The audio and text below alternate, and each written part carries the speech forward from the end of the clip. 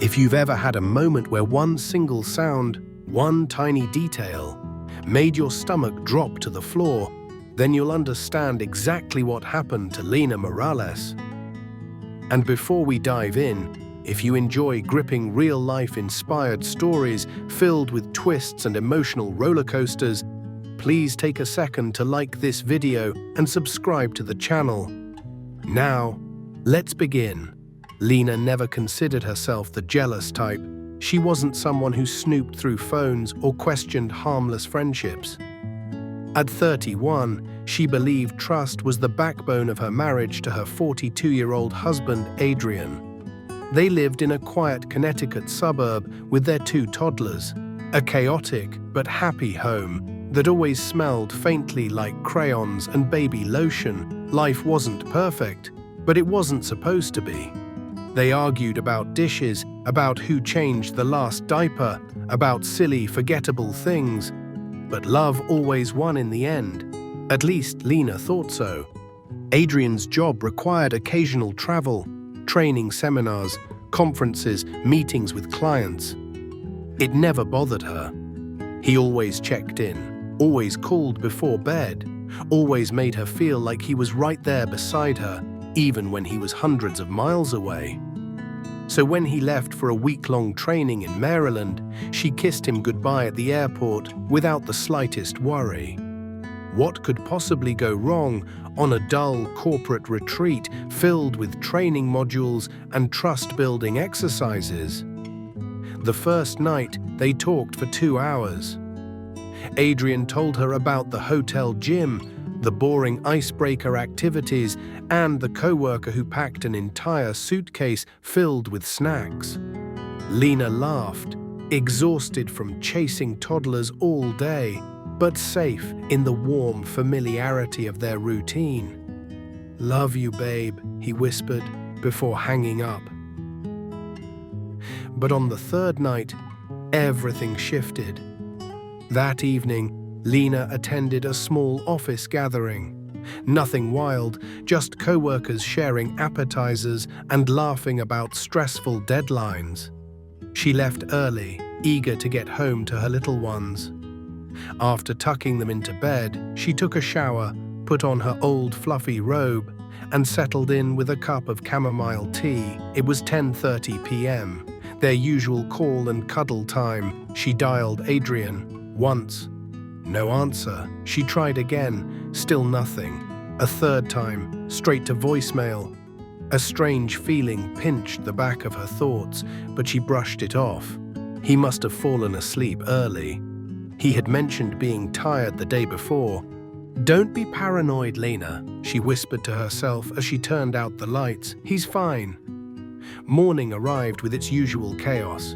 Cereal spilling, socks disappearing, toddlers screaming cheerful nonsense. And right in the middle of pouring milk into a cup, her phone buzzed. It was Adrian. "Hey baby," he said, sounding bright, maybe a little too bright.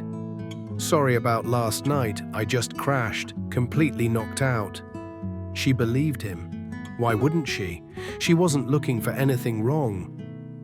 They talked about the weather, the training schedule, the kids. She teased him about missing diaper duty, and he pretended he didn't hear her. Then, something happened. Something tiny, but enough to shatter her peace like glass. While they were talking, Lina suddenly heard, clear and unmistakable, the voice of a woman in the background. "I'm not having an affair," the woman shouted. Not laughing, not joking, not quiet, not muffled. She said it like someone defending herself during an argument. Lina froze, her fingers tightening around the phone. "What was that?" she asked softly. There was a long sigh on Adrian's end, a heavy, annoyed exhale, but instead of acknowledging it, he changed the subject, completely ignored the voice, as if he hoped Lina hadn't heard it. She didn't push. Maybe the woman was outside, maybe a TV was on loudly, maybe anything. Lina brushed it off. She wanted to brush it off. But that sentence, that tone, it clung to her mind like a thorn all day. By lunch, she had replayed it so many times in her head that the words started echoing differently. I'm not having an affair. Why would someone randomly say that? Why would a stranger yell that so close to his phone? Why did Adrian ignore it? Why the sigh? Questions stacked on top of each other, heavy and suffocating. When he came home 3 days later, Lena welcomed him with open arms. She didn't want to accuse him of anything without meaningful reason. She simply missed him, missed the familiarity of his presence, the comfort of having another adult in the house. But as the evening unfolded, her unease grew roots. Adrian chatted about the trip, the hotels, the boring meetings. He joked about a coworker who fell asleep during a presentation. He talked about the meals, the awful coffee, the long drives, and then casually, almost too casually, he slipped. Oh, did I tell you? Marta from marketing had the room connected to mine. You know, one of those rooms with a shared door. We opened it just to see how matching the rooms were, like a mirror setup. It was funny. Lena felt her heart drop, not because of what he said, but when he said it. When was this? She asked, her voice light but her chest tight. Oh, that night I fell asleep early, he answered, looking away as he untied his shoe. The same night he didn't answer her calls. The same night she heard a woman yell she wasn't having an affair. Something inside Lena went cold, not icy, not furious, just quietly cold. Adrian wasn't a stupid man. He wasn't careless.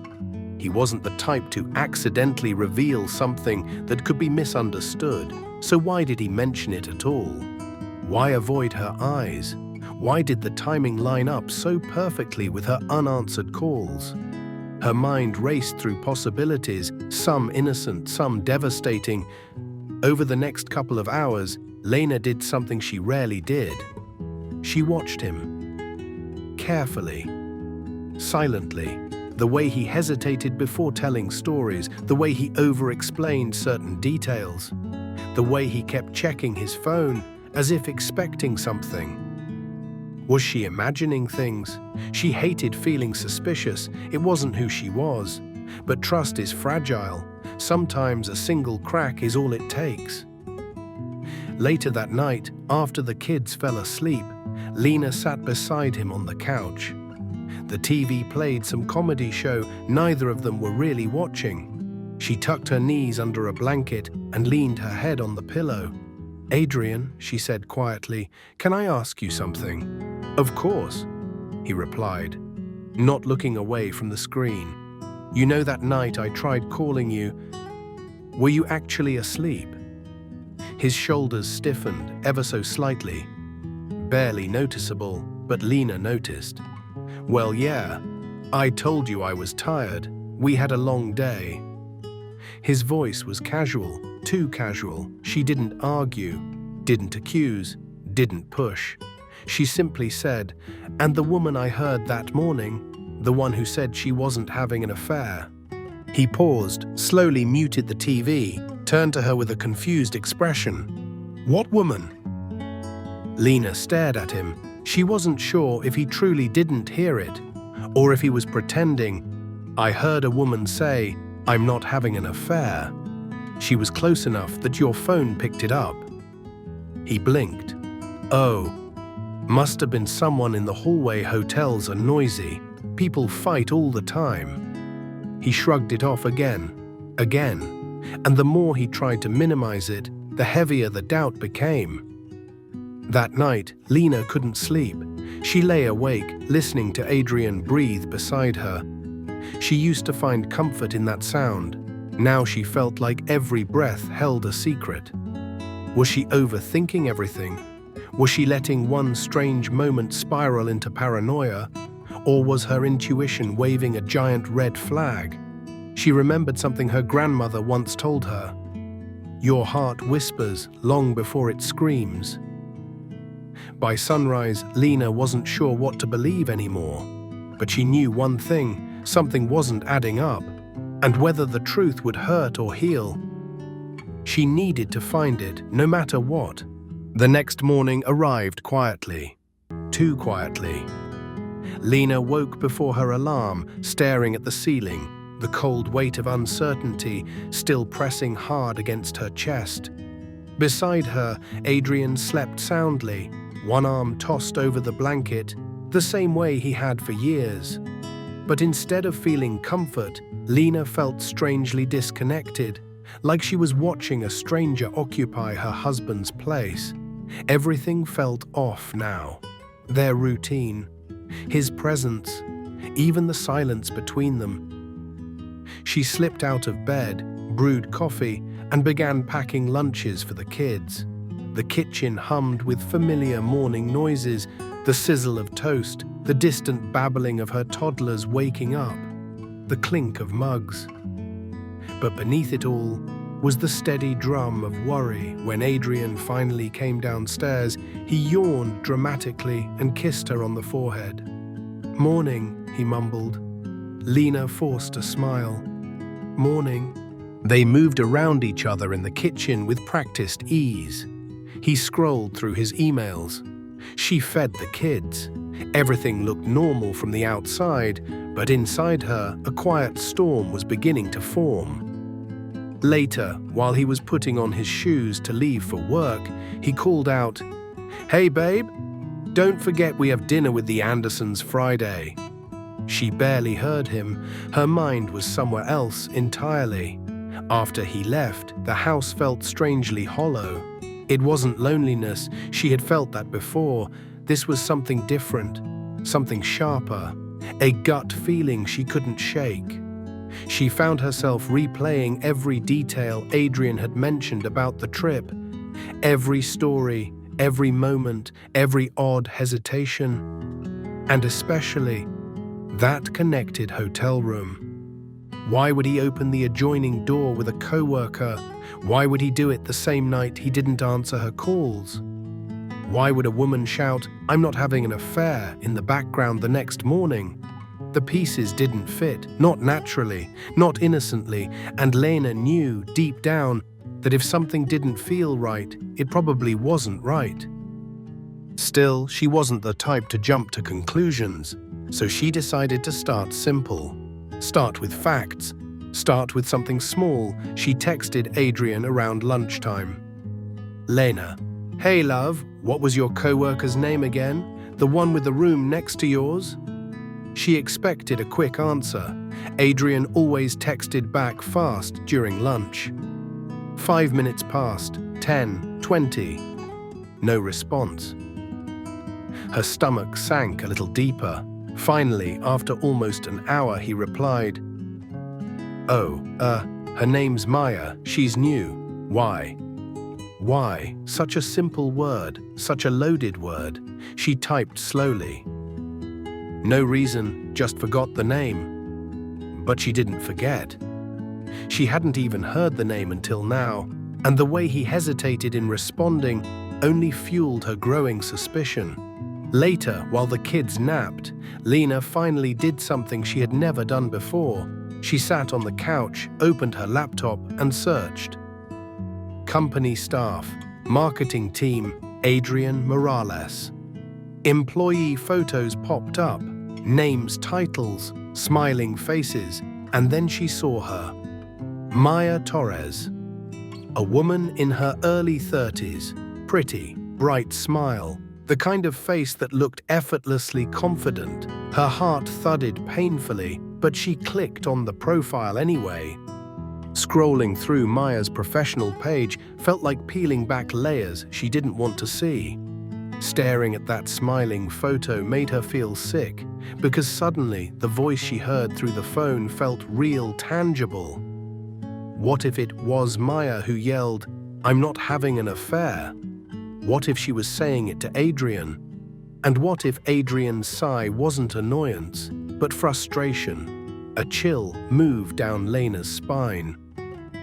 She shut the laptop quickly, as if the image might leap off the screen. Her hands trembled. She hated this side of herself, hated feeling like a detective instead of a wife, hated doubting the man she had built a life with. But trust wasn't blind faith. It required truth, and she wasn't sure she had that anymore. When Adrian returned home that evening, Lena watched him again. Every expression, every movement, every pause. He moved around the house nervously, almost like he was the one being watched. At one point, he stepped into the hallway to take a call. Normally, he talked freely anywhere in the house.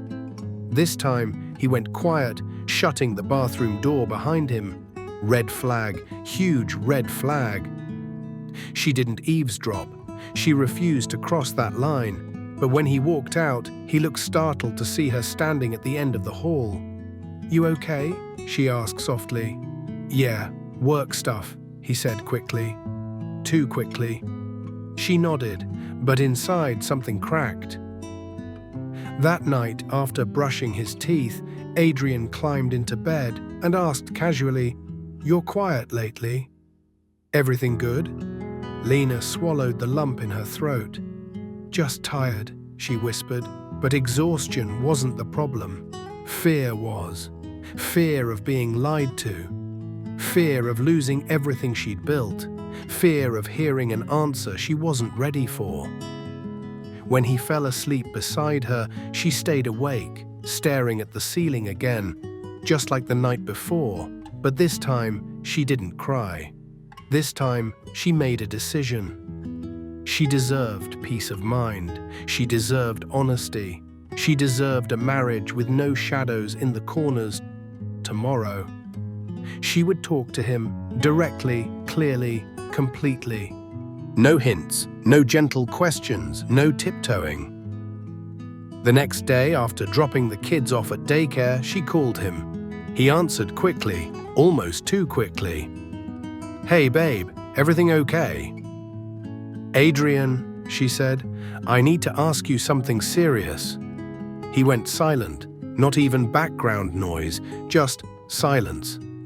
"Okay," he said, "ask me." "Did something happen on your trip? Anything at all that you're not telling me?" Another silence, longer, heavier. "No," he said. "Why would you think that?" Her voice stayed steady, but her heart pounded. "Because of the woman who yelled, because of the adjoining room, because you didn't answer my calls that night." Adrian exhaled sharply, almost irritated. "Lena, nothing happened. You're overthinking." She didn't believe him, not fully. The calmness in his voice wasn't reassuring. It was rehearsed. "Okay," she said quietly. "I just needed to hear it." But she heard something else instead. Distance, hesitation, fear. And she knew, without needing confirmation, that something was deeply wrong. Later that week, things grew even stranger. Adrian came home unusually late on Wednesday, 2 hours late. He claimed it was traffic and a late meeting, but he didn't smell like the office. He didn't look like he had come from work. He looked flustered, uneasy, guilty. He didn't kiss her hello, he barely touched his dinner, and when she tried to talk to him, he kept glancing at his phone, the phone he now kept face down on the table. Something he had never done before, and as he stepped into the backyard to make a quick call, Lena's heart thundered.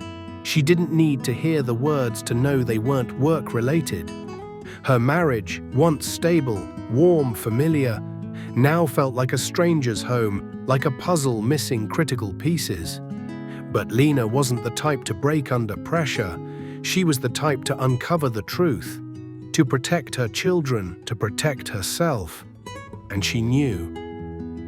The truth was getting dangerously close, close enough that she could feel it breathing down her neck. What she didn't know was that the next discovery she made would change everything forever. For the next 2 days, the atmosphere inside the house felt like a thin sheet of glass, smooth on the surface, fragile underneath. Lena moved through her days with a quiet determination. Something inside her had shifted. She was no longer frightened of the truth. She was ready for it. whatever it was. On Friday afternoon, something unexpected happened. She got a message, an unfamiliar number. Normally she ignored unknown contacts, but something told her to open this one. The message read, "You don't know me, but you need to check Adrian's work team group photos. Look at the night out pictures from the Maryland trip." Her blood ran cold. She replied immediately, "Who is this?" But no response came, just silence. Her hands trembling, she typed the name of Adrian's company again and opened the corporate event gallery. Most years were full of boring photos, conferences, training sessions, networking mixers. Then she found a folder titled Maryland Training Week, Team Night Out. Click. The first few pictures were tame. Groups standing around tables, holding drinks, smiling awkwardly. Then she flipped to the fifth photo, and her breath caught in her throat. There was Adrian, standing far closer to Maya than he ever stood to any coworker. His arm wasn't around her, but hovered dangerously close to her waist. And Maya was laughing, leaning into him, her hand touching his chest lightly. It wasn't a romantic pose, but it wasn't a professional one either. A shaky breath pushed past Lena's lips. She wasn't the jealous type, but she wasn't blind either. The closeness, the comfort, the familiarity in their posture. It looked like two people who had gotten used to each other. Her vision blurred with emotion, anger, sadness, betrayal, confusion, all twisting together until she felt like she couldn't breathe. She closed her laptop and pressed her hands to her eyes. She needed answers right now, tonight. By the time Adrian came home, Lena had rehearsed what she would say 100 times. But nothing prepared her for how he looked walking through the door. He looked nervous, startled to see her waiting in the living room. He forced a smile that didn't reach his eyes. "Hey babe, why are you up? You look tense." Lena stared at him for a long moment. "We need to talk," she said quietly. His shoulders tensed immediately, a reaction she didn't miss. "Okay. Talk about what?" "Your trip." He swallowed hard. "What about it?" "I saw the photos." His face drained of color, not all at once, slowly, in a creeping wave of panic. What photos?" he asked, though they both knew he already knew. "Adrian," she said softly, "why were you standing so close to her? Why were you two like that?" He ran a hand through his hair, pacing, rubbing his jaw, sighing heavily. Every sign of a man cornered by the truth. "Lena, it's not what it looks like." "Then what is it?" He didn't answer, not right away. Instead, he sank down on the edge of the couch, staring at the floor. Finally, in a tired voice, he said, "I didn't cheat on you." Relief flickered for a split second, until he continued, "But I did let things get too close." The words cut deeper than she expected. Lena sat down, her hands cold. "What do you mean, too close?" Adrian swallowed. "Maya and we connected. It was stupid. I should have shut it down. But she was new and she talked to me a lot during the trip. And that night, when I didn't answer your calls, she came by through the connected door just to chat. We were talking, just talking, but it got late. And the woman saying she's not having an affair." Adrian winced. She was talking to someone on the phone. She joked that people would think she was having an affair because she was in a guy's hotel room. She said it loud enough that I guess you heard it. Lena closed her eyes, her heart pounded, her breath shook. "And you didn't tell me because I knew how it would sound," he said. "And I didn't want to worry you. I didn't want to ruin things. Nothing happened, I swear. But I knew I crossed a line I shouldn't have." Silence settled between them, thick, suffocating, heavy. He kept talking. "I didn't cheat, Lena, but I let myself slip emotionally. And when I got home, I realized how stupid I'd been. I love you. I love our kids. I don't want anything else." Lena felt her eyes sting, emotionally slipping. For some people, that was worse than physical cheating. "Did you like her?" she whispered. He hesitated, which was an answer in itself. "I don't know," he finally said. "It wasn't love. It wasn't real. It was just attention I didn't need. A distraction, when I should have been calling you." Lena's heart cracked in tiny, quiet ways. Stood slowly, wiping her eyes. "Adrian, I'm hurt, I'm angry, I'm disappointed. You didn't cheat, but you didn't protect our marriage either." He nodded, tears forming in his own eyes. "I know, I'm sorry. I'll do anything to fix this." She stared at him, really stared at him. The man she built a life with, the father of her children. The man who made a stupid, careless mistake that could have destroyed everything. "I need time," she said. Adrian nodded again. "I'll give you all the time you need. I'll go to counseling. We can go together. I'll cut contact with Maya outside of required work conversations. I'll do anything, Lena. Anything." She didn't answer, because she didn't know what she wanted yet. That night, she slept in the guest room. She wasn't sure if her marriage was broken or just cracked, but she knew one thing: this was the moment that would define everything. Whether they healed or shattered, whether they grew or fell apart, whether the love they once built was strong enough to survive. The following weeks were hard, harder than anything they'd gone through before. There were long conversations, tears, arguments, quiet moments where they just sat together, rebuilding trust piece by fragile piece. And surprisingly, Adrian held true to his promise. He stopped staying late at work, stopped checking his phone obsessively, stopped acting secretive. He showed up every day with honesty, transparency, effort.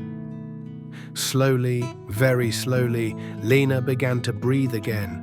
She didn't forget what happened, but forgiveness isn't forgetting.